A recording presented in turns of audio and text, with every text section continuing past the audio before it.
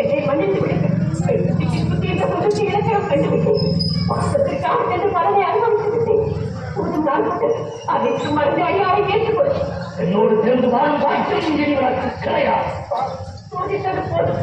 இது வேலையை என்னால் காண முடியாது. ஏற்றுக்கொள்ளும். எனதை வாழ்ந்து கற்றன் மகன்ற பாகத்தால் தவறு செய்து விட்டாய். அதற்கு தக்க தண்டனை நீ என்னை பிரிந்திருக்க வேண்டியது. என்னை பிரிந்த தனிமையில் இருக்க வேண்டாம். நீ துறையில் எனக்கு தேவையில்லை. உலகில் நாமே தனித்து எண்ணிக் கொள்வோம். இறுதியாகத்தான் சொல்கிறீர்களா? இறுதியாகவும் சொல்லுகிறேன். என்னை பார்த்து நீங்க முறை சொல்லுங்கள். முகத்தை பார்க்கவும் தயாராக ஈசனே, என் துணையின்றி உன்னால் ஒரு காலம் தனித்து இயங்க முடியாது என்பதை நன்றாக நினைவில் வைத்துக் கொள்ளும். சக்தி ஆரம்பத்தால் அறியாதே. சர்வம் சிவமயம். சப்தரிஷிகள், பூதகணங்கள் மற்றும் உங்கள் சகாக்கள் அனைவரையும் அழைத்து கேளுங்கள். சக்தி இல்லையே, சிவம் இல்லை என்று தக்க பதில் கூறுவார். சகாத வார்த்தைகள் பேசாதே. சிவம் வாழும் உலகில் பிறந்தது. இல்லை, சக்தி நாம் உலகில் உயர்ந்தவள். சிவம் இல்லையே சக்தி இல்லை. சக்தி இல்லையே சிவம் இல்லை.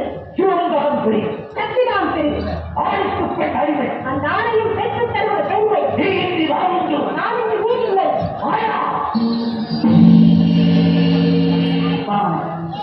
அறிந்தும் அறியாதவர்கள் எதற்காக இந்த நாடகம் ஆடி? சக்தியிலேயே சிவம் இல்லை, சிவம் இல்லையே சக்தி. இருவரும் கேள்விப்பதுதானே உலகம். நம் தனி சிவசக்தி சமைதாய் அச்சல்.